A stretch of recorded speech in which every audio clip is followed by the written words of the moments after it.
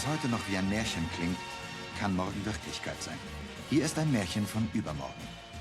Es gibt keine Nationalstaaten mehr, es gibt nur noch die Menschheit und ihre Kolonien im Weltraum. Man siedelt auf fernen Sternen. Der Meeresboden ist als Wohnraum erschlossen. Mit heute noch unvorstellbaren Geschwindigkeiten durcheilen Raumschiffe unser Milchstraßensystem. Eins dieser Raumschiffe ist die Orion. Winziger Teil eines gigantischen Sicherheitssystems, das die Erde vor Bedrohungen aus dem All schützt. Begleiten wir die Orion und ihre Besatzung bei ihrem Patrouillendienst am Rande der Unendlichkeit.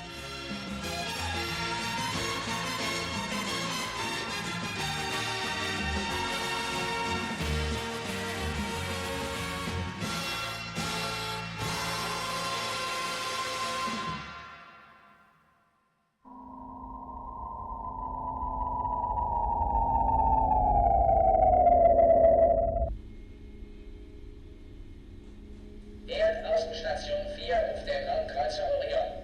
Orion 7, melden Sie sich. Melden Sie sich und geben Sie Ihre Koordinaten. EAS 4 ruft Orion. Orion 7, melden Sie sich. Melden Sie sich und geben Sie Ihre Koordinaten. Achso.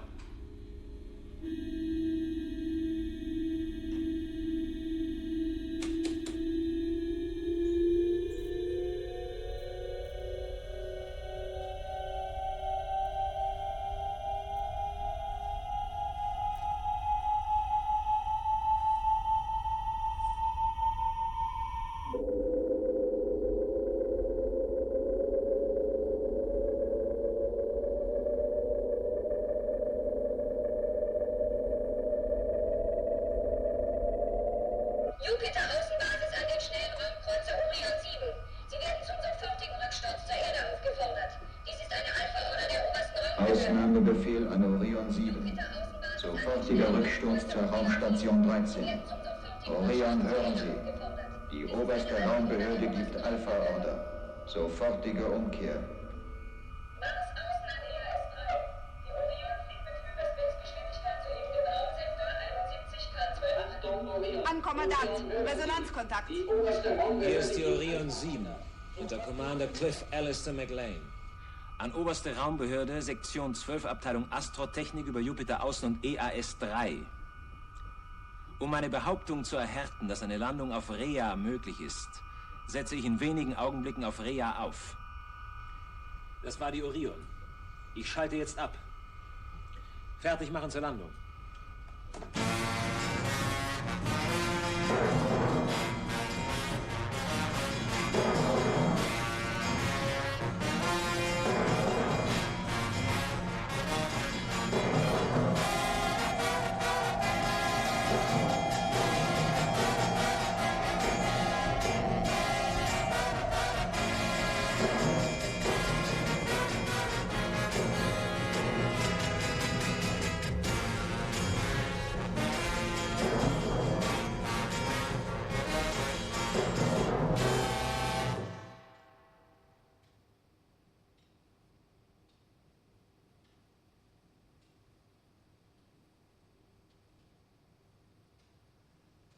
General, der Chef der schnellen Raumverbände ist da.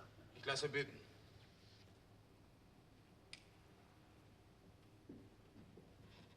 General Van Dyke, Sie wissen vermutlich, warum ich Sie zu mir gebeten habe. Kannst mir denken. McLean nehme ich an. Ja, General, es ist soweit. Die befehlswidrige Landung auf Rhea hat ihm das Genick gebrochen. Die Landung auf Rhea mag befehlswidrig gewesen sein, aber sie war eine raumfahrttechnische Meisterleistung. Sie erfolgte entgegen einer ausdrücklichen Alpha-Order der obersten Raumbehörde. Dass Sie, Commander McLean, am liebsten als Sträfling in den Phosphorsümpfen sehen würden, ist mir nichts Neues. Bleiben wir bei der Sache, General. Persönliche Sympathien oder Antipathien spielen hier keine Rolle. Tatsache ist, dass McLean mit sofortiger Wirkung zum Patrouillendienst der Raumaufklärungsverbände strafversetzt ist. Auf die Idee, mich als McLeans bisherige Vorgesetzte zu informieren, ist wohl niemand gekommen. Deshalb habe ich Sie ja hergebeten. McLean und seine Crew werden in ein paar Minuten hier vorreiten. Aha. Ich soll der Hinrichtung also beiwohnen. Ich hätte es Ihnen gern erspart. Wissen Sie was, General? Ich halte diese Strafversetzung für den größten Skandal in der ganzen Raumflotte. So? Und McLeans Eskapaden, seine ständigen Husarenritte auf eigene Faust, waren das keine Skandale? Der verrückte Flug zum zweiten Jupitermond? Der Durchbruch zur Saturnbasis im zweiten stellaren Krieg, das eigenmächtige Eingreifen auf Alpha Centauri und so weiter, waren das keine Skandale? Ohne Männer wie McLean hätten wir die beiden stellaren Kriege wahrscheinlich verloren. Wirklich? Aber verflucht nochmal, wir sind ja nicht versammelt, um McLean und Patrouillendienstgeneral. Besser wäre, man hätte ihn gleich ganz rausgeschmissen. Wollen wir es doch nicht dramatisieren, General. Kein Mensch ist unersetzlich. In ein paar Jahren werden wir in unseren Raumkreuzern nur noch Roboter sitzen haben. Hoffentlich auch in den Vorzimmern der Stäbe. General, die Besatzung der Orion ist da. Herein damit. General, sollten wir nicht zuerst die Beamtin des Sicherheitsdienstes? Tja, diese Dame zuerst. Ja, General. Bitte, Leutnant. Soll das heißen, dass McLean auch noch einen Schnüffler an Bord bekommt? Auftrag der obersten Raumbehörde. Ich kann es nicht ändern.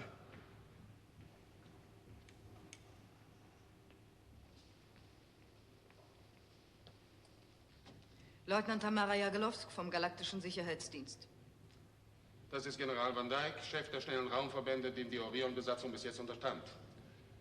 Sie kennen die Berichte, die Akten, Unterlagen und einzelnen Disziplinarverfahren über die Orion-Mannschaft, Leutnant? Jawohl, General. Sie kennen Ihre Aufgaben und wissen über Ihren Dienst auf der Orion Bescheid?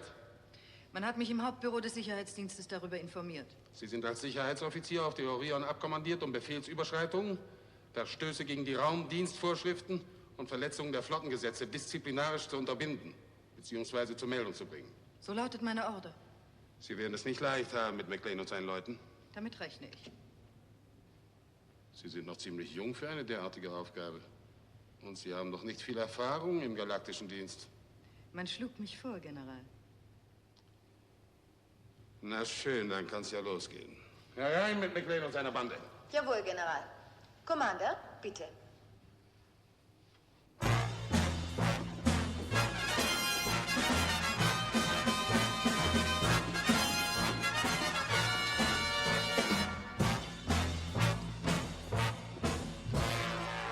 Commander McLean und die Orion-Besatzung. Major, der Untersuchungsausschuss der Interplanetaren Raumkommission hat angeordnet. Ihr Dienstunterstellungsverhältnis zu den schnellen Raumverbänden wird ab sofort aufgehoben. Sie haben sich zum Raumpatrouillendienst als strafversetzt zu betrachten. Für wie lange? Für 3 Jahre. Und warum? Major McLean, ersparen Sie es sich und mir hier noch einmal die Liste Ihrer Sonderveranstaltungen herzubeten. In Zukunft, Major, werden Sie beim geringsten Vergehen gegen die Vorschriften Ihren Abschied bekommen. Sind wir uns diesbezüglich einig, Kommandeur? General, falls der Verteidigungsstab es wünscht, ziehe ich noch heute die Konsequenzen und scheide aus dem Raumflottendienst aus. Sie halten jetzt gefälligst den Mund, McLean. Sie werden auch nicht den Dienst quittieren wie ein beleidigter Raumkadett, sondern Sie finden sich in 3 Jahren wieder bei mir ein. Verstanden? Jawohl, General. General?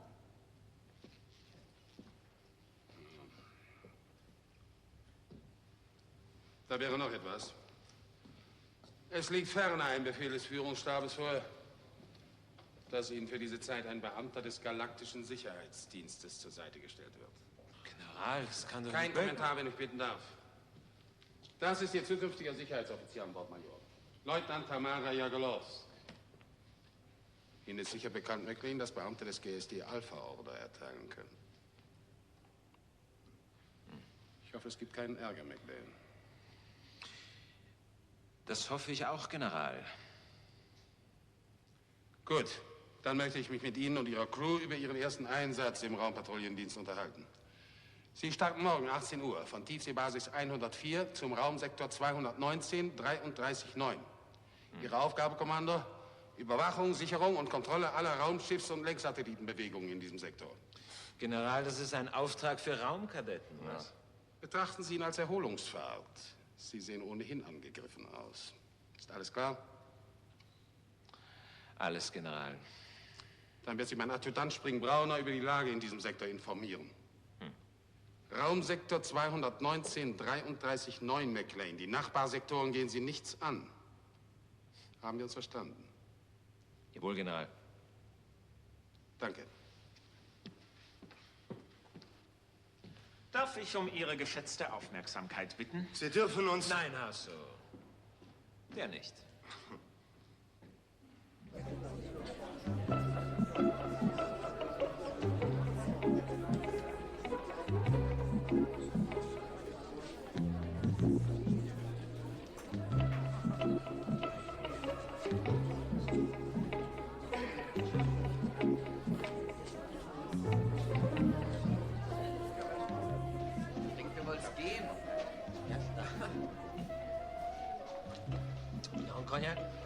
Nein, nicht für mich. Ich muss jetzt gehen.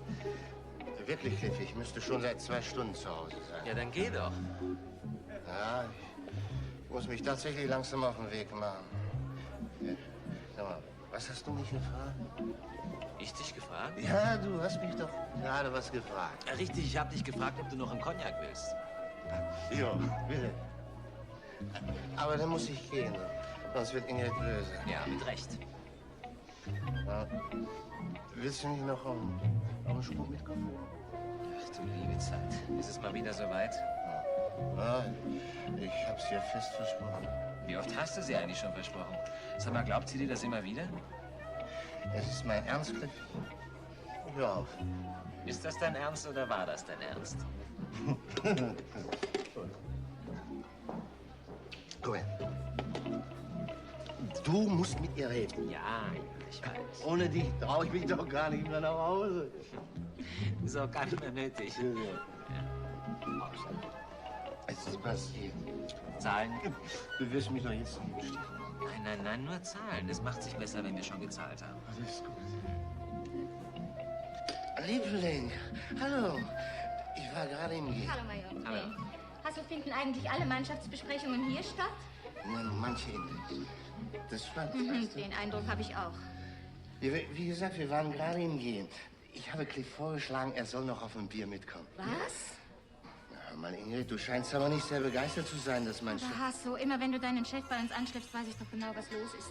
Ja, Ingrid, weißt du, also McLean hat gemeint, ich... Ja, Ingrid, ich meinte...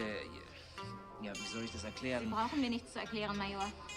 Hasso geht wieder mit. Ja. Stimmt, Ingrid. Na, ich dachte, es wäre besser, wenn ich diesmal noch dabei bin. Na, dieses eine Mal. Ja, gerade jetzt, wo wir höheren Ortes so beliebt sind. Sogar eine Aufpasserin vom GSD haben sie zu uns abkommandiert. Es wäre der denkbar ungünstigste Zeitpunkt, einen Nachfolger für Hasso auszubilden. Ich bin gespannt, wann euch mal die Ausreden ausgehen. Cliff? Sie hat gelacht. Na, sagen wir mal, sie hat gelächelt. Du, darauf trinken wir einen. Komm. Basis 104 an Xerxes 9. Bleiben Sie im Warteraum 9, bis Sie abgerufen werden. Verstanden. Bodenkontrolle an Basis. Orion 7 in allen Funktionen überprüft. Wir geben das Schiff frei. Danke, Bodenkontrolle. Der Start wird in wenigen Minuten erfolgen. Xerxes 9 an Basis 104. Wann können wir endlich eintauchen? Die Basis wird in wenigen Minuten frei sein. Bleiben Sie in Landeposition, bis Sie abgerufen werden. Ich mache Sie darauf aufmerksam, dass wir aus Andromeda 17 Beta 12 kommen. Verstehen Sie? Uns reicht's. Wir waren 18 Wochen im Raum. Tut mir leid, Commander. Die Basis ist durch die Orion 7 blockiert. McLean? Ich denke, der ist bei den schnellen Raumverbänden. Was tut denn der auf Basis 104? Das können Sie ihn fragen, wenn Sie ihn das nächste Mal im Starlight Casino treffen. Ha! Verbinden Sie mich bitte mit Oberst Mulligan. Ich verlange, dass wir auf eine andere Basis umgeleitet werden. Die Basen 81 bis 106 sind durch die 2. Galaktische Flotte belegt. Tut mir leid. Außerdem ist der Oberst in Urlaub. Im Urlaub? Das ist ja wohl... Commander die größte. Stein, Sie waren 18 Wochen im Raum. Wollen Sie ein Disziplinarverfahren riskieren, nur weil Sie jetzt 5 Minuten warten müssen? Wir sprechen uns noch, Schätzchen. Gerne, Commander. Fragt sich nur, was Ihre Frau dazu sagt.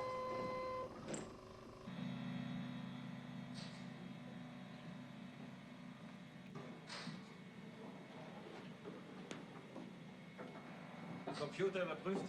Kurs einwandfrei programmiert? Ja, der Schlaumeier ist in Ordnung, aber fragt mich nicht, was für einen bezaubernden Käfer ich dafür versetzen musste. Es fragt dich ja keiner. Sie war von einem... Bordkontrolle, Leutnant de Monte.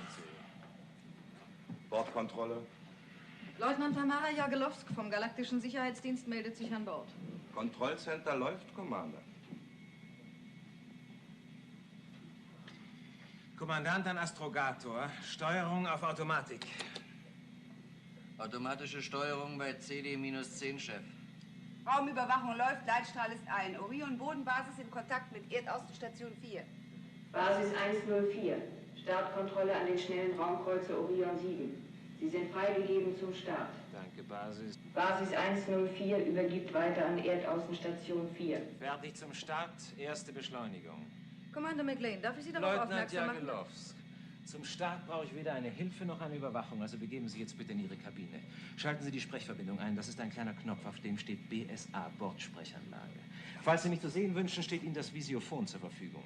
In dem eingebauten Schrank finden Sie Ihr Bordgepäck, dazu ein Verpflegungsset für 12 Monate und eine Paralyserpistole, falls Sie sich zu paralysieren wünschen. Wenn es Ihnen aber ganz schlecht gehen sollte, stehen Ihnen immer noch unsere Kälteschlafkammern zur Verfügung. Sie möchten mich zu gern einfrieren, nicht wahr, Commander? Was ich möchte, steht leider nicht zur Debatte. Also gehen Sie jetzt in Ihre Kabine. Falls Ihnen etwas zustößt, heißt es am Schluss noch, ich hätte einen Mordanschlag auf Sie unternommen. IG ist ein. Antrieb 05. Bleibst du oben, Hasse? Ich bin auf Automatik und Kontrolle. Dann wollen wir mal wieder. Fahr ab.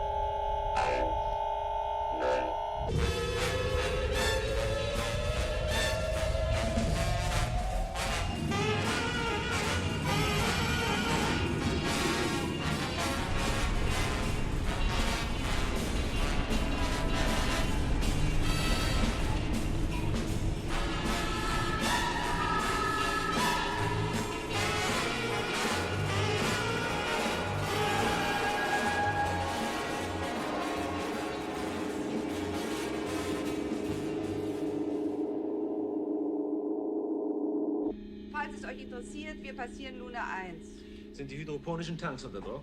Unsere Gouvernante wird schon nicht ersticken in ihrer Kabine. Wollen wir Sie denn die ganze Zeit über in Ihrer Kabine eingeschlossen halten? Das wird kaum gehen. Wir werden diese Schnüfflerin schon fertig machen. Verlasst euch drauf. Oder Sie uns. Ich habe so ein Gefühl, als ob mit der nicht gut Kirschen essen sei. Kirschen essen ist doch nicht exakt das, was ich mit ihr vorhabe. Oh, alter Angeber, bilde dir nur nicht ein, dass du bei der auch nur die geringste Chance hast. Aber Helgerlein, wer wird denn jetzt schon eifersüchtig sein? Hm? Ich? Ein Streit um des Kaisers Bart. In meinen Augen ist das ein als Mädchen verkleideter Roboter. Aber keine Frau. Das werden wir ja sehen. Wollen wir mal nachgucken, was sie macht?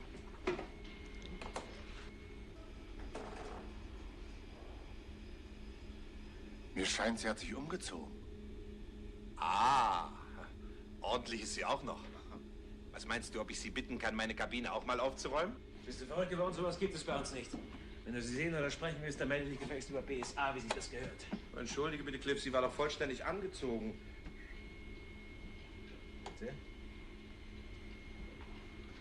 Leutnant de Monti an Sicherheitsoffizier Jagelowsk. Sind Sie sprechbereit? Dann schalten Sie bitte Ihr Visiophon ein. Bitte?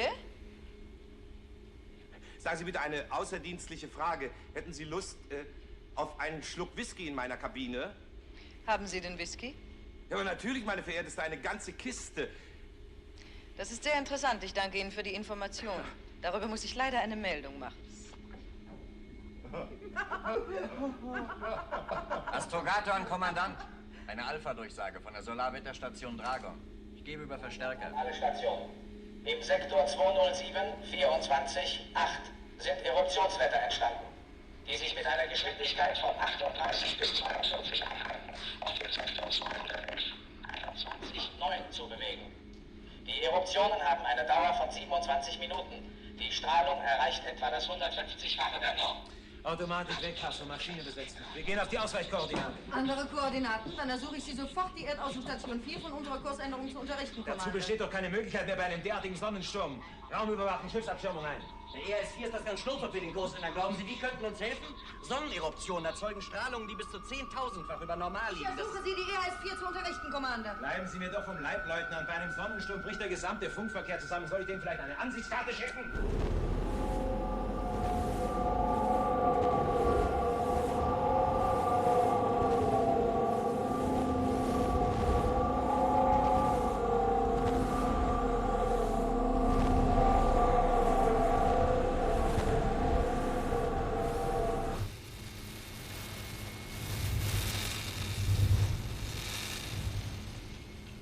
Wir haben es geschafft. Wir schaffen es immer. Wenn die Strahlungsstärke das 10.000-fache an Intensität der normalen Raumstrahlung beträgt, wieso braucht dann die Orion nicht das 10.000-fache an Abschirmung? Die Abschirmung ist natürlich entsprechend der stärksten vorkommenden Strahlung angelegt. Man bedient sich dabei das Kaskadenprinzip. Wen interessiert denn das, Helga? Kannst du deinen Anfängerunterricht nicht woanders abhalten? Was sind dir über die Leber gelaufen? 264 hat Würmer. Oh, der Ärmste. Frisst nicht mehr. Nein. Und ich bin nicht bei ihm. Das ist aber wirklich scheußlich. Bitte, wer ist 264? Sein Hund, ein Pudel. Einer der letzten 376 Pudel, die es noch gibt. Sie haben Sorgen. Wir jonglieren uns hier an einem Sonnensturm vorbei und Sie denken nur an... Was ist das denn? Sie explodieren! Ja, damit müssen wir Raumfahrer immer rechnen.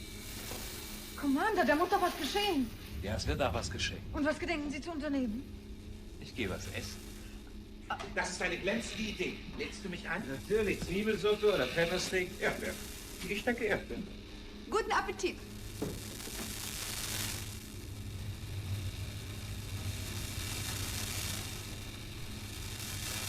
Was heißt Ihr Kaskadenprinzip? Ich habe doch versucht, Ihnen zu Fräulein erklären... Schubasi, Sie meinen wohl, Sie können mich für dumm verkaufen, ja? Aber ich bitte Sie. Major McLean hat doch wieder nur einen Anlass gesucht und eine Möglichkeit, den Kurs zu ändern. Und er... Sag mal, ein bisschen knapp bist du ja schon an dem Strahlungssturm vorbeigesegelt. Das schüttelt uns ganz schön durch. Muss das sein?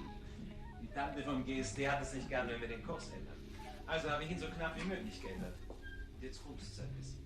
Oh, verstehe. Hoffentlich versteht sie es auch. Und du glaubst, auf die Tour wirst du sie los, ja? Man tut, was man kann.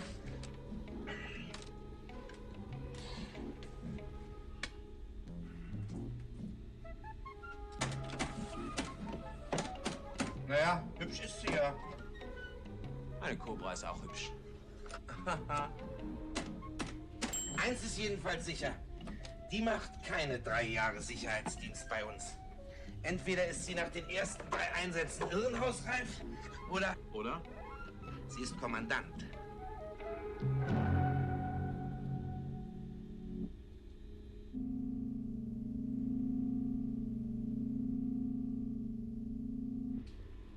Abstand 33, 5, 30, 29, passieren 26. Kriegst du Funkkontakt, Artan?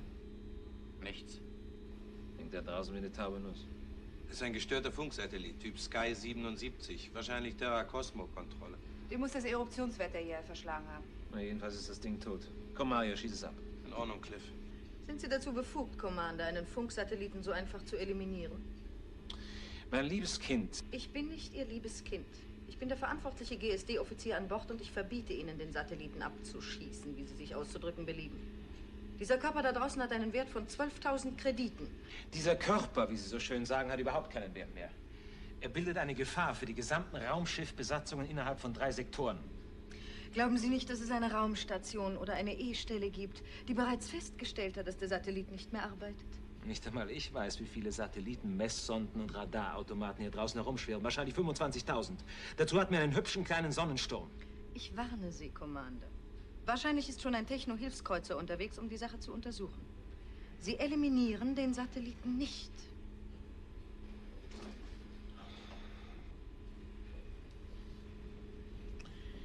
Leutnant de Monti, sprechen Sie auf Bordbuch. Der GSD-Beamte Tamara Jagelowsk verbietet den Abschuss des Funksatelliten auf den Koordinaten sowieso und so weiter und so weiter. Der Kommandant geht schlafen. Ich fürchte, der Kommandant geht nicht schlafen, Cliff. Wir passieren gerade MZ4. No? Clarence meldet sich. Was? MZ4 meldet sich nicht? Das hat's doch noch nie gegeben. Versuch's doch nochmal. Was ist MZ4? Eine Relais- und Fernmeldestation, die vor einigen Jahren eingerichtet wurde. Und wer ist Clarence? Chef der Station und ein Freund von uns. Und wenn er sich nicht meldet, ist er entweder tot oder besoffen. Also, was ist? Nichts. Das gibt es nicht. Orion 7 ruft MZ4. Clarence, bitte melden. Wir wollen euch ja nur guten Tag sagen. Na also. Quatsch, na also, das sind Dreiergruppen, die ich in meinem Leben noch nie gehört habe. Das soll ich auf jeden Fall mal abstopfen. Ja, ich will wissen, was hier los ist. Gut. Commander, Sie haben Anweisung, Ihr Operationsgebiet so schnell wie möglich zu erreichen. Moment, hört euch das an. MZ4 spinnt. Das ist ein völlig verrückter, sinnloser Code. Ist es für Ihren Auftrag wichtig zu wissen, ob MZ4 spinnt oder nicht? Wenn Sie eine von uns wären, Leutnant, würde ich Ihnen jetzt sagen, Es ist uns nicht egal, was mit unserem Freund Clarence los ist. Da Sie aber Sicherheitsbeamtin sind, habe ich für Sie eine andere Antwort. In ungefähr 48 Stunden wird der automatische Laborkreuzer Challenger den MZ4 passieren. Er soll von dort seine neue Kurskorrektur bekommen. Falls er aber stattdessen das hier bekommt, gibt es eine Katastrophe. Dann rast nämlich der Kreuzer gegen den Meteoriten. Klar? Das leuchtet ein, aber haben Sie denn keine Möglichkeit, das Elektronenhirn der Challenger mit einer Funkkorrektur zu speisen? Diese Möglichkeit hätte ich gehabt, wenn Sie mir nicht verboten hätten, den toten Satelliten zu killen. Diese kleine taube Nuss, die Ihnen so sehr am Herzen lag, stört nämlich genau auf den Frequenzen, die auf den Koordinaten der Challenger liegen. Was geschieht also? Landung auf MZ4. Versucht, die Störung zu beheben. Sie wissen, was bei Ihrem Vorleben eine eigenmächtige Kursänderung zu bedeuten hat. Natürlich.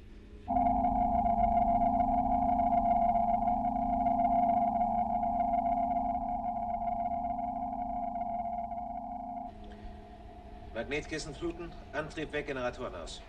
Orion flutet Magnetkissen. Distanz 800. Tiefer kannst du nicht gehen, dazu ist MZ4 zu klein. Relative Geschwindigkeit 0. Ich fange immer noch diese verstümmelten Dreiergruppen mir unerklärlich Deshalb vor. werden wir ja jetzt nachsehen. Ich brauche 2 Freiwillige. Gewöhne dir doch endlich mal ab, Freiwillige zu suchen. Niemand geht freiwillig. Schön, dann gehst du, Hasso, und nimmst Artan mit. Okay. Lancet 1, Abschusskanal 1 fertig machen. Und zieh gefälligst Druckanzüge an. Druckanzüge? Die Sauerstoffanlage auf MZ4 ist so perfekt wie unsere. Wo eine Funkanlage spinnt, kann auch eine Sauerstoffanlage spinnen. Los, schert euch in die Lancet. Warum tun Sie das, Commander? Würden Sie es nicht tun an meiner Stelle? Ich halte mich an meine Order. Das tut auch ein Roboter. Seit ich Sie kenne, denke ich von Robotern nicht mehr gering. Die tun wenigstens ihre Pflicht. Wozu brauchen Sie dann noch Menschen? Da haben Sie nicht Unrecht.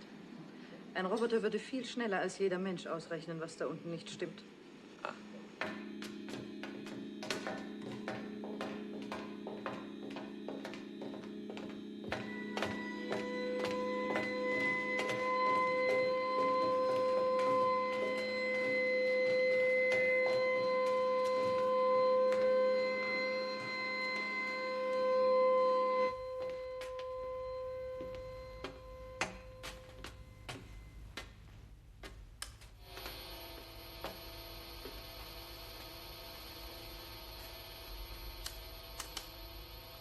Lancet 1 fertig zum Abschuss. Euer Kurs ist programmiert. Lancet 1 bitte top. Treibstoff, Oxygen, Radio, Batterien, top überprüft. Cliff, wir sind soweit. Dann nichts wie weg. Achtung, Hasso. 9, 8, 7, 6, 5, 4, 3, 2, 1, 0.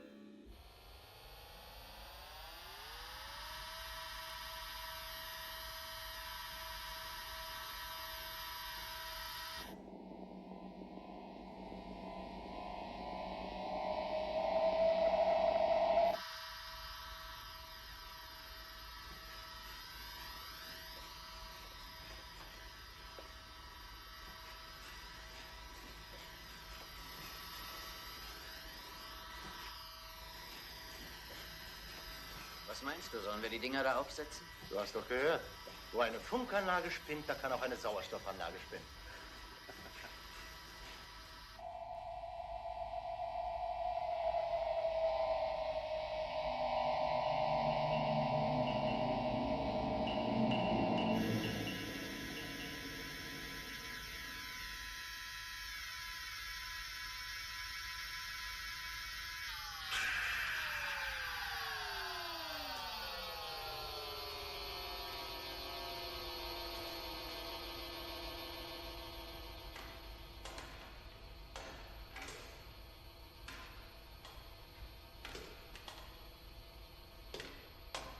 Schau mal auf deinen Druckanzeiger.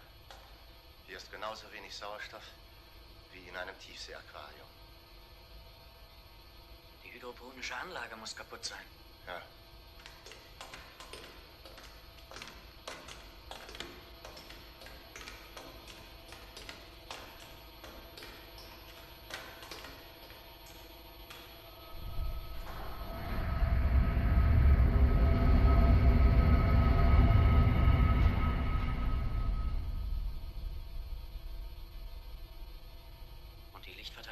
funktionieren auch nicht. Komisch. Komisch? Ich habe schon mehr gelacht.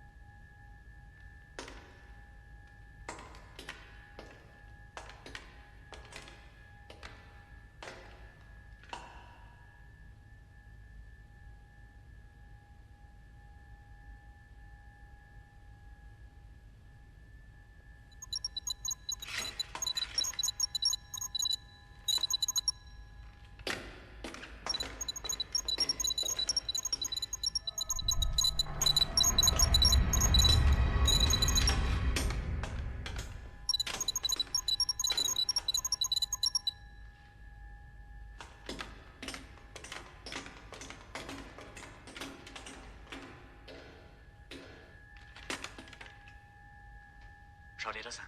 Der Frequenzwähler steht auf einer Frequenz, die wir niemals benutzen. Verdammt nochmal. Aber irgendwo müssen die Burschen noch stecken. Welche Burschen? Na, Clarence und seine Leute. Wer sonst? Eben, wer sonst? Ich habe das Gefühl, hier treibt sich jemand ganz anderes rum.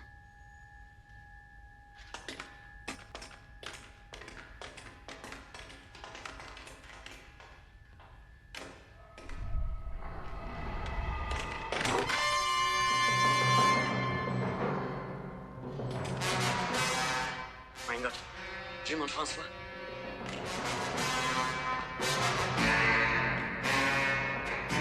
Tot. Aber wer stirbt denn so? Mitten in der Bewegung, die Gabel in der Hand.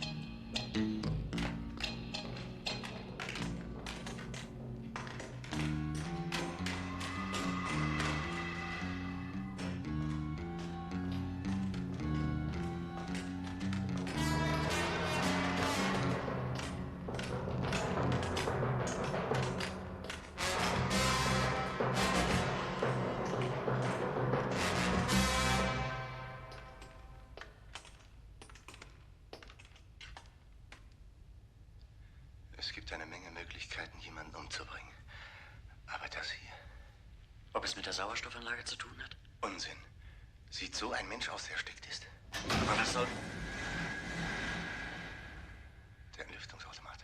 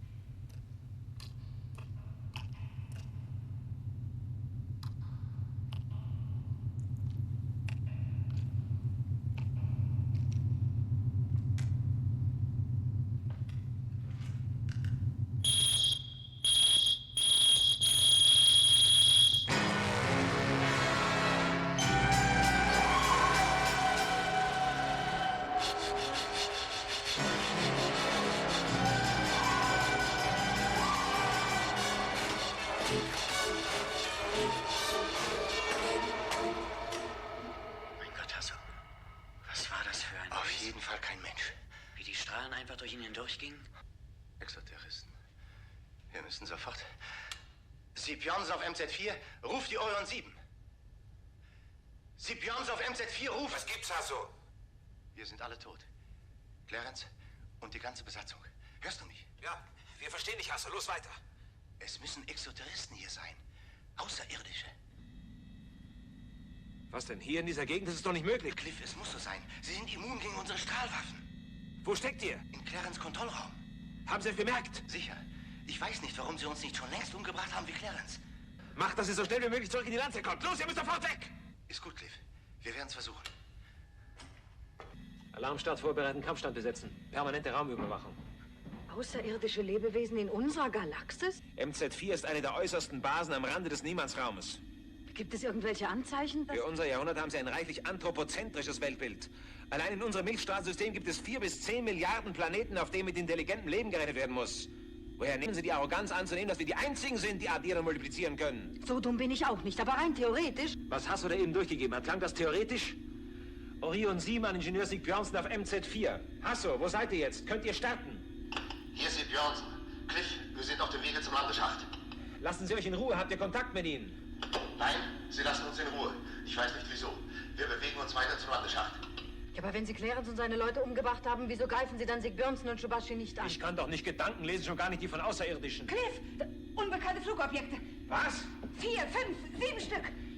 Gib mir das rüber.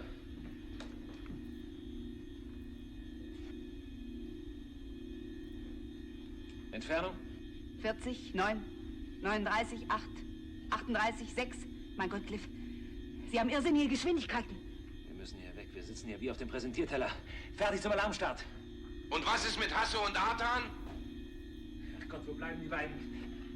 Hasso, Artan, was ist? Seid ihr im Landeschacht? Warum startet ihr nicht? Wir sind in der Landsat, aber wir kommen nicht weg, Cliff. Die Schweine haben die Elektronik zerstört. Verdammt, wir werden angegriffen. Hörst du, Hasso? 7 fremde Objekte. Ich kann keine Sekunde mehr auf euch warten. Bringst du ohne mich einen Alarmstart zu Wege? Ich muss es versuchen. Ich muss auf Angriffsposition gehen. Verkriegt euch da unten so gut ihr könnt. Ja. Wir holen euch hinterher ab. Ende.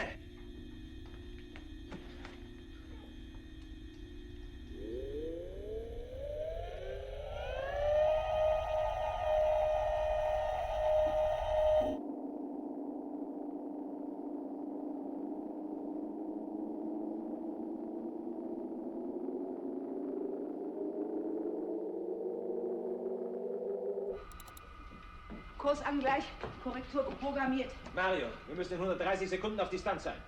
Und für Sie habe ich auch einen Job. Dringenden Lichtspruch an ORB und TRAF.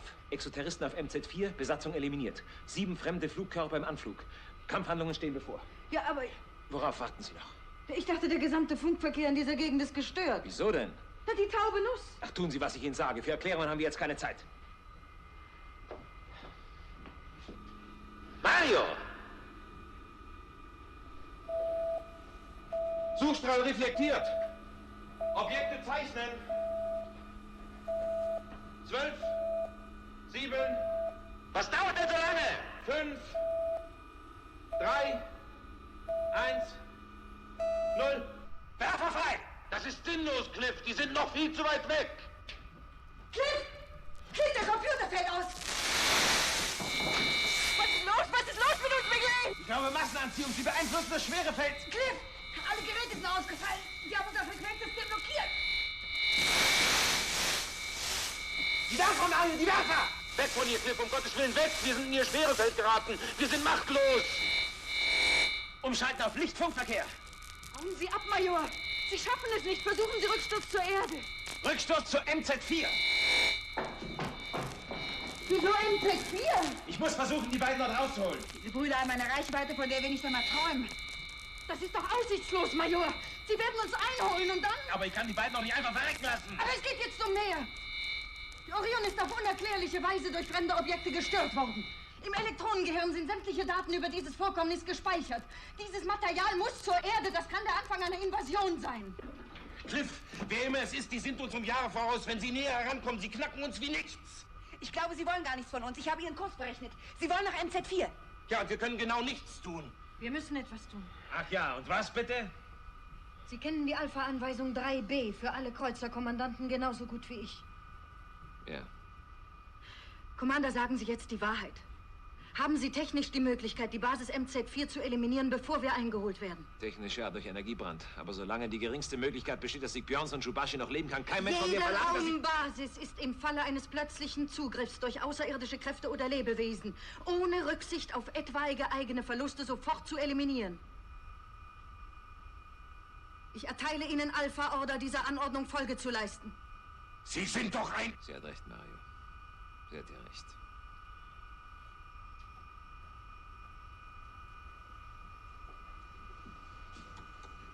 Lichtspruch an Traf. Major McLean auf dem schnellen Raumkreuzer Orion 7. Vernichte auf Weisung des Sicherheitsoffiziers die Basis MZ4 durch Energiebrand, da sich die Basis mit Sicherheit in der Hand von Exoterroristen befindet. Feindliche Objekte an Geschwindigkeit weit überlegen, daher Rücksturz zur Erde. Verlustmeldung. Ingenieur Hasso Sig Björnsson und Astrogator Artan Shubashi. Ende. Energiewerfer fertig machen. Das hätte ich dir nicht zugetraut. Sie leben längst nicht mehr, oder Sie sind in der Hand der Exoterroristen. Wir müssen doch auf jeden Fall versuchen, sie über Sprechfunk zu erreichen. Soll ich die beiden vielleicht auch noch anrufen und ihnen sagen, liebe Freunde, es tut mir leid, aber ich bringe euch jetzt um! Wo wollen Sie jetzt hin? Wollen Sie es für mich tun? Commander McLean. Commander, ich petiere meinen Dienst!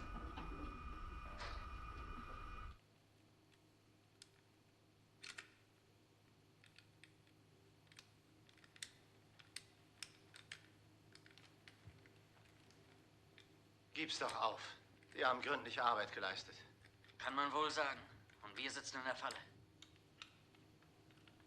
Cliff holt uns hier raus. Wenn er kann. Wenn du mich fragst, Alter, ist es aus. Ich frag dich aber nicht. Wenn er sich auf einen Kampf mit den Fremden eingelassen hat, ist er längst tot. Hast du das da drinnen vergessen, der Kerl auf dem Gang? Sie sind immun gegen unsere Strahlen. McLean hat keine Chance. Das haben wir schon oft gedacht.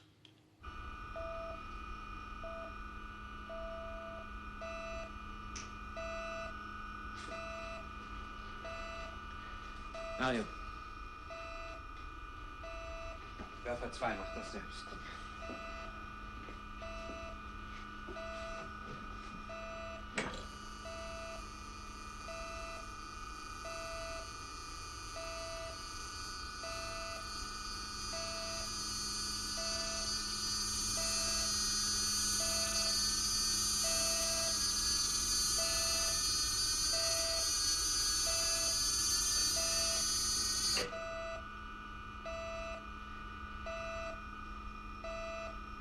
Commander McLean, Sie müssen MZ4 eliminieren. Jawohl, ich muss. Aber ich will nicht, verstehen Sie? Ich kann nicht! Cliff?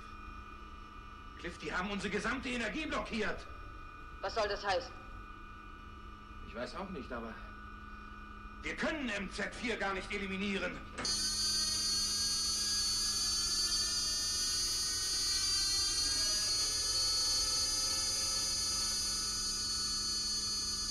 Cliff, sie kommen immer näher. Du musst auf Fluchtgeschwindigkeit. Wir können hier nichts mehr tun. Also, Fluchtgeschwindigkeit.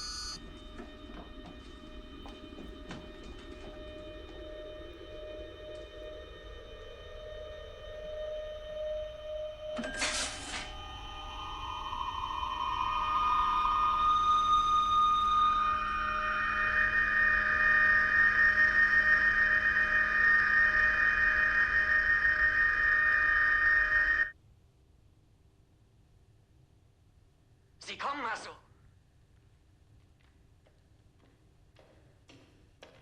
Und keins fehlt. McLean hat nicht einmal eins von den Dingern vernichten können. Das heißt also, er ist tot. Genau wie wir. In ein paar Minuten. Aber ein paar von diesen Galat-Kameraden auch. Wie denn? Gegen Strahlwaffen sind sie immun? Das sind doch die reinsten Fabelwesen. Nicht mal Sauerstoff brauchen sie. Artan, wir sind Idioten. Die brauchen nicht nur keinen Sauerstoff, die können wahrscheinlich gar keinen vertragen. Du meinst? Ja, wir müssen die Schaltung der Hydrotanks finden.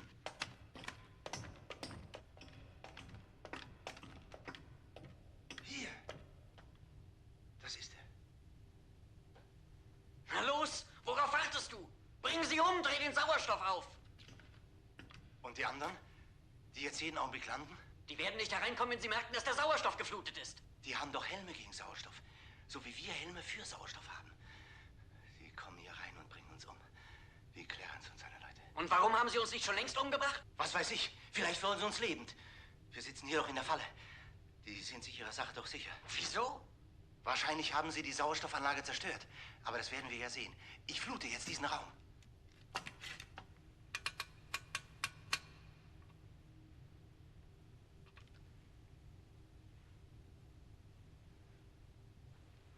Nichts.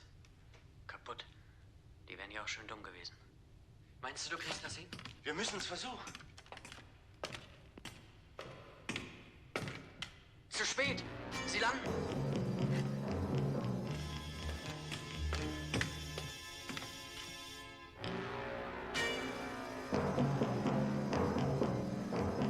Verdammt nochmal.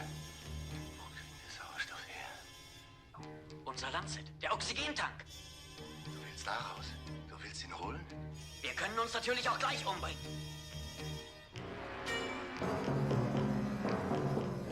Komm.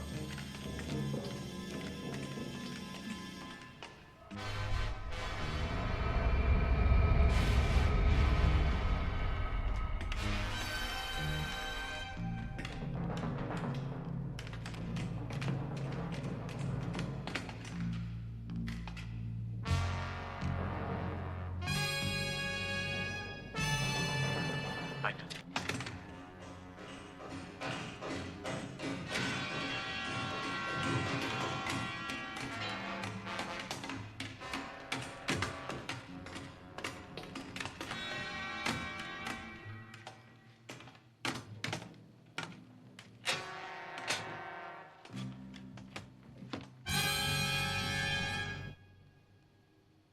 Verflucht nochmal. Die haben aber auch an alles gedacht. Nichts wie zurück. Ach, wozu denn noch?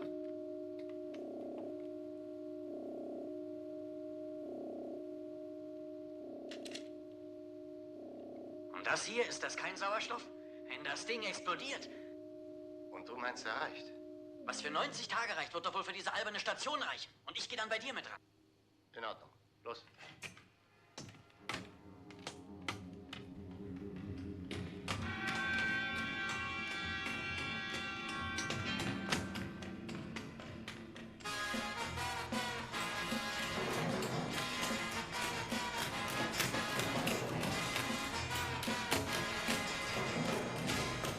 Wie weit sind Sie?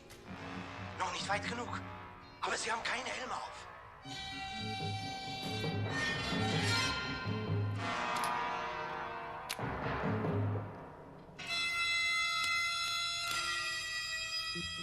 Ich bin soweit. Warte noch. Und was ist, wenn die ersten vorher hier sind? Verliere jetzt nicht die Nerven. Wir müssen warten, bis der Letzte drin ist.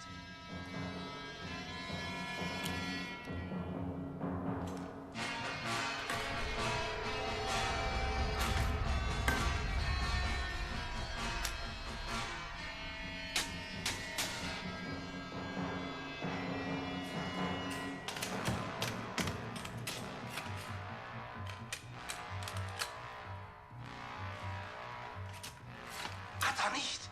Noch nicht.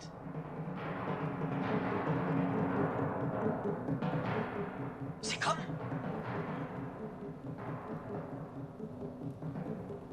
Jetzt.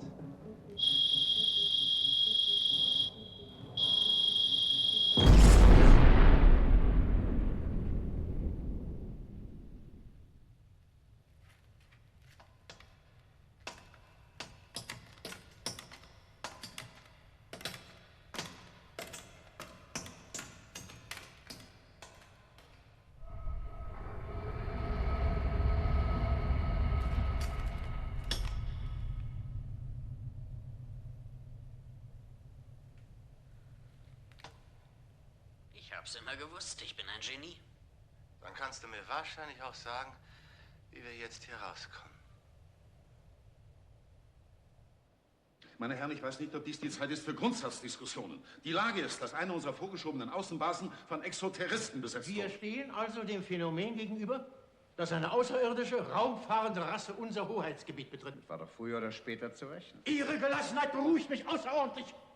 Haben Sie vielleicht auch damit gerechnet, dass diese Zeitgenossen gegen unsere Strahlwaffen immun sind? Und dass sie Raumschiffe besitzen, die, wie hieß das in McLeans letzter Meldung, General? Wenn McLean kein anderes Mittel weiß als die Flucht, dann bedeutet das... Ich habe die erste und zweite strategische Raumflotte in Alarmzustand versetzt und bitte um Freigabe des Einsatzbefehls. Ich weiß nicht, ob das die richtige Maßnahme ist. So, und was sollen wir Ihrer Meinung nach tun? Warten, bis Sie auch die anderen Basen besetzen? Ich halte es für verfrüht, strategische Maßnahmen gegen einen Gegner zu ergreifen, von dem wir noch nicht einmal genau wissen, ob es überhaupt ein Gegner ist. Der aber urplötzlich vor unserer Haustür auftaucht und gleich die Besatzung von MZ4 eliminiert. Halten Sie das für gute Manieren?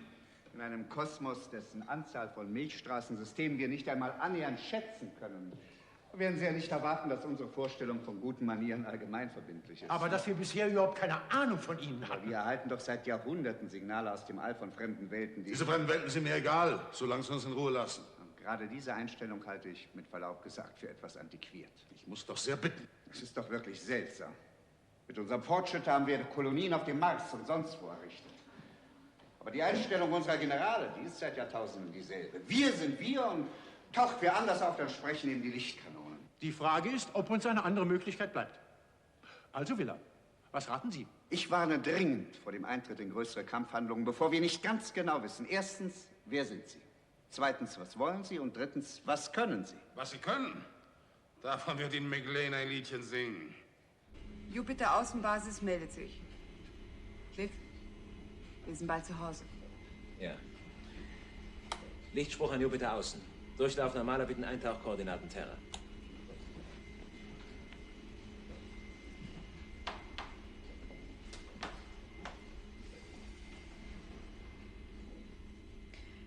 Commander, ich kann mir vorstellen, wie Ihnen zumute ist. Ich will mich nicht aufdrängen, aber wenn es Sie entlastet, ich bin bereit, mit Frau Sigbjörnsen zu sprechen. Danke, ich danke Ihnen, aber das muss ich selbst tun. Schließlich, wenn ich nicht wäre, dann würde Hasso jetzt längst... Cliff, wir sind ja Idioten. Wir haben etwas vergessen. Ja, die Challenger, ich weiß. Ja, wenn wir nichts unternehmen, stürzt in 4 Stunden der Laborkreuzer auf die MZ4. Wir müssen ihn umleiten. Wieso? Die MZ4 ist in der Hand von Exoterroristen. Hasso und Artan sind tot. Der Laborkreuzer ist vollautomatisch, kein Mensch an Bord, nur radioaktive Zerfallstoffe. Challenger wird also genau das tun, was wir nicht konnten. MZ4 eliminieren.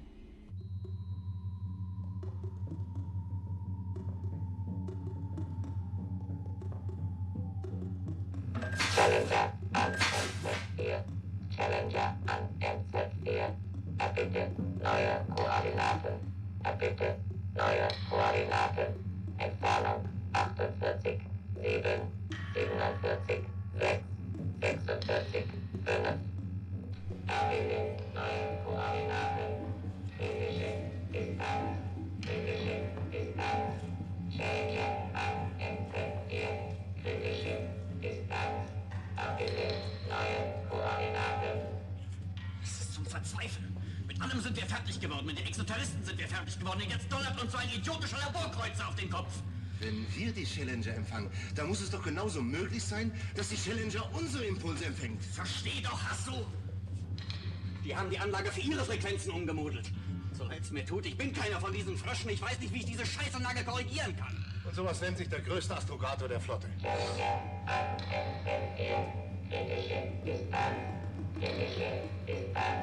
Erbitte neue Koordinaten.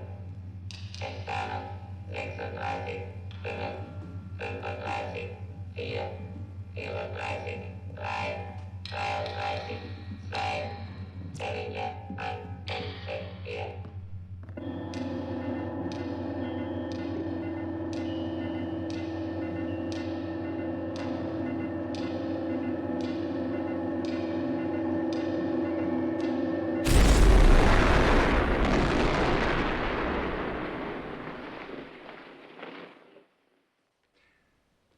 Und wem verdanken Sie denn nun eigentlich Ihre Rettung? Ich meine, wer hat die Challenger zur Explosion gebracht, bevor sie auf MZ4 herabstürzen konnte?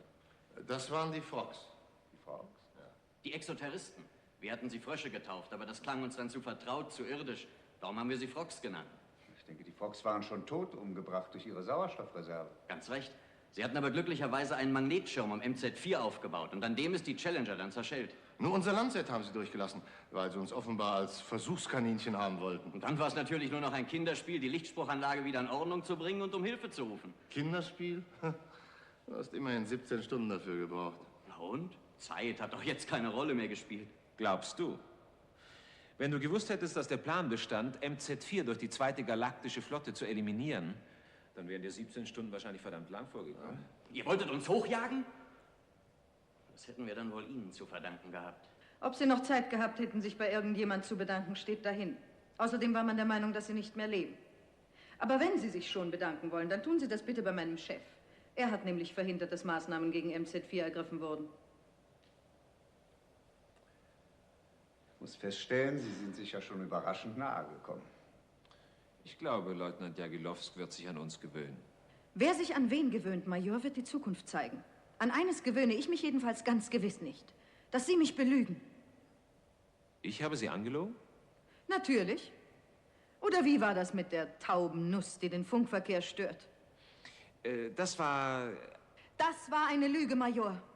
Und wenn Sie etwa glauben, Sie könnten mich... Das sind doch Probleme, die Sie mit Commander McLean viel besser bei einem Glas Whisky besprechen. Ja, wenn sie nur welchen trinken würde. Wer sagt Ihnen denn, dass ich nie etwas trinke? Sie haben ja selbst an Bord gesagt... Ja, an Bord, Major. Aber wer zwingt uns denn, unsere Angelegenheiten an Bord zu besprechen? Dafür gibt es ja auch noch ein Starlight-Casino. Na also, Commander, ich schlage vor, Sie lassen sich von Leutnant Jagilowsk zu einem guten Glas Whisky. Sagen wir mal, Alter, das Ganze war doch wohl nur ein böser Traum. Viel schlimmer. Das war Science Fiction.